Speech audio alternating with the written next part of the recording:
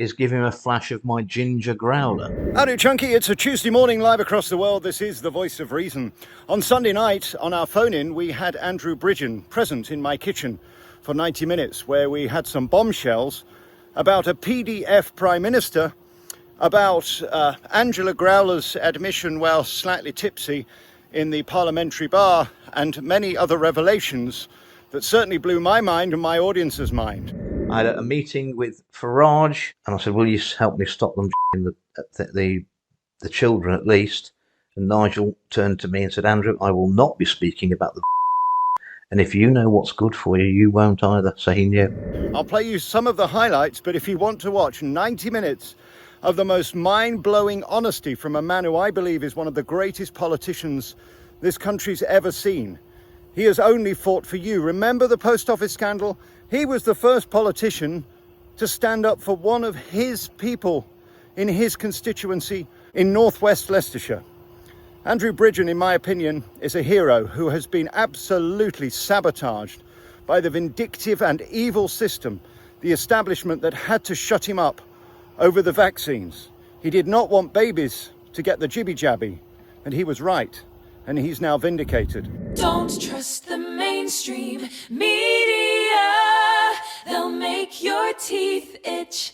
Alex Belfield's Voice of Reason. Howdy, Chunky. My name's Alex Belfield, and this is the Voice of Reason, and my job really is to make people think. I'm a satirist who loves ridicule and mockery and takes the pish, loves to point fingers and mock the afflicted. Other people, of course, use different tactics. Andrew Bridgen MP just simply used science and facts, something he has a degree in from Nottingham University, science, and he used the science to completely undermine his own government during COVID, which made him incredibly unpopular.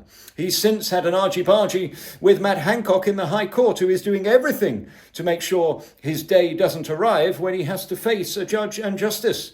They're all weasels, aren't they? It seems civil serpents paid for by you, people who want to squirm, people who don't want to tell the truth and want to get rid of those, ejaculate them from the public eye, who might just compromise their position by exposing the truth. Andrew Bridgen is a brave man who spent 90 minutes with me on Sunday night live at alexbelfield.com. We can't play you 99% of that interview here, but I wanted to give you a taster of the kind of thing we're doing behind my paywall, where I'm protected because I don't have to play the PC game. At alexbelfield.com, I don't have to be nice and cute and use silly words like I do here, because we can speak honestly and truthfully like we used to in the pub. We don't always have to agree, we can agree to differ. That philosophy has completely gone too. Andrew Bridgen is a friend of mine who I love and respect because he has lost everything simply by being himself, being absolutely true to his heart and telling the truth.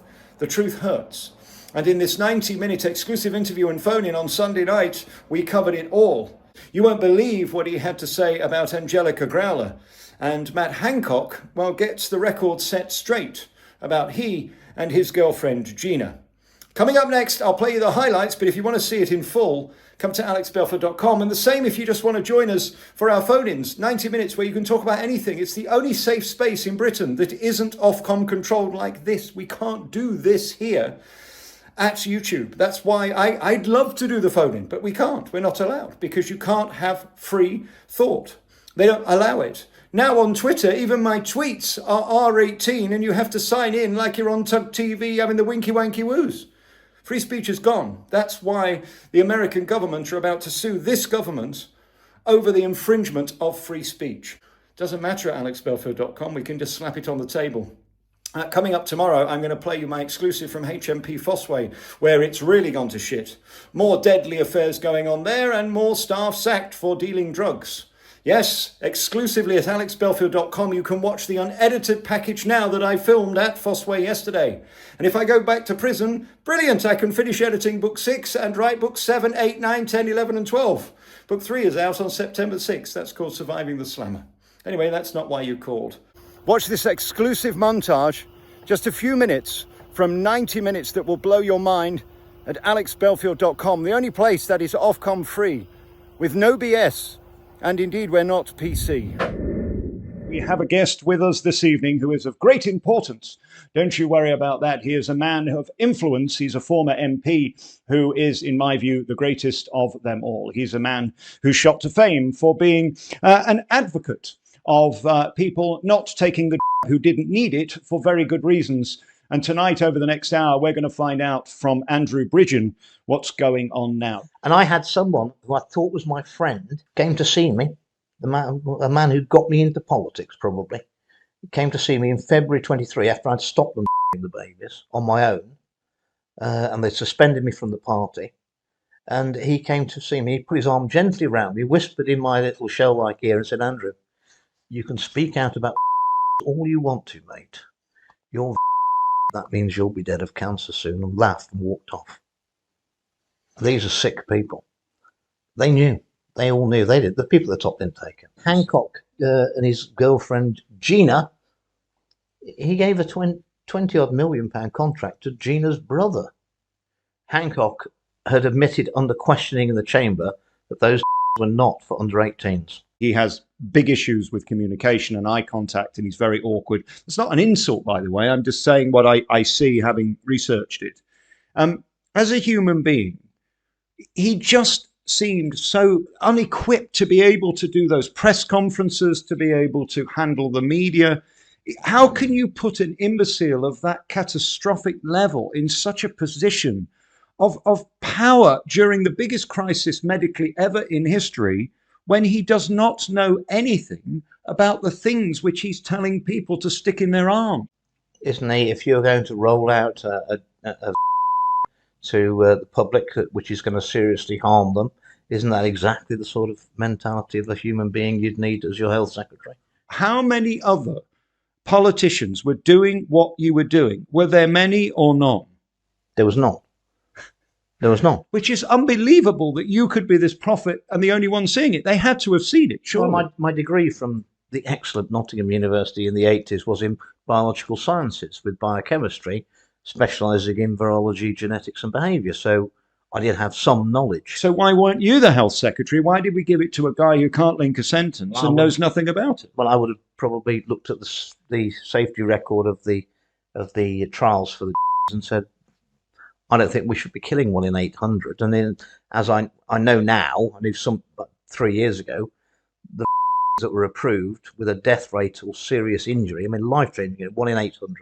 Those that were authorised, which I don't think they should have been at that level of harm, they weren't even the ones that they rolled out, because they made them a different way, and the ones that were rolled out were untested and were at least 5 times worse than 1 in 800. When I got into my woes, and I'd been arrested 5 times and raided 3 times illegally without a warrant, you wrote to somebody very important, and you asked what was going on at the high level. Priti Patel, the Home Secretary. Okay, well, there you are. You've said it. You wrote to Priti Patel. And would you just remind my audience, when you said what's going on, what she replied? Because it was so staggering to me that she didn't say, who the hell is this imbecile you're talking about? She said, stay away from Belfield, basically. He's basically going down.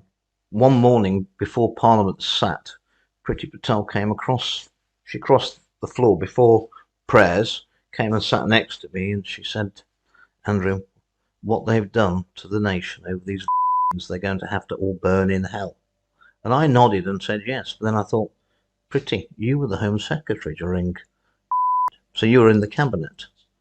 Can I ask you a really awkward question that will send a shiver down every viewer's spine?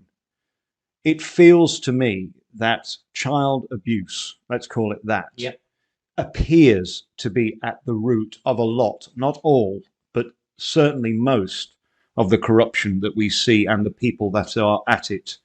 It is prolific, isn't it? I think that is the glue that holds these awful people, these so-called self-proclaimed elites and their hangers-on together. It's the ultimate compromat.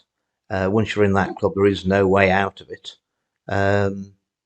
Yeah, I think there is, and there's also a lot of money in it. And that's, honestly, I mean, I've reported various MPs for suspected pedophilia. I reported very senior public figures. I took that all to the NCA 10 years ago as well, and it never went anywhere. Never went anywhere. Angela Rayner was there, leaning against the wall, and I think she may have had a few beverages, shall we say, which was she's Cocktail? possibly, Liqueurs? possibly, possibly not by me, I can assure you. And she was certainly, she has a bit of a reputation in that department. She does like a bit of a drink, A beverage. and anyway, and she was chatting away in a very loud voice, and she just blurted out that she likes distracting Boris at PMQs by crossing and uncrossing her legs, and she said he's very easy to distract. All I have to do is give him a flash of my ginger growler. Now, I'd never heard of the female anatomy described in quite such ways, but I did know what she meant. Tell me about Farage. Nigel. So when I'd done all of Parliament trying to get people to support me to save the lives of small children, and nobody would, even though they knew I was right, I was so desperate I went to see Farage. So this is in January 2023. I had a meeting with Farage, Aaron Banks, and somebody else. We met in a pub in London. I gave him an hour and a half on the and NG163 morphine murders, and I said, "Will you help me stop them the children at least?" And Nigel turned to me and said, "Andrew, I will not be speaking about the and if you know what's good for you, you won't either." So he knew. The news is back tomorrow morning. 30 plus, nearly 40 minutes of the biggest stories at 6 a.m. Guardian readers, ambivalacious types, and champagne sippers, switch off now. Alex Belfield's voice of reason.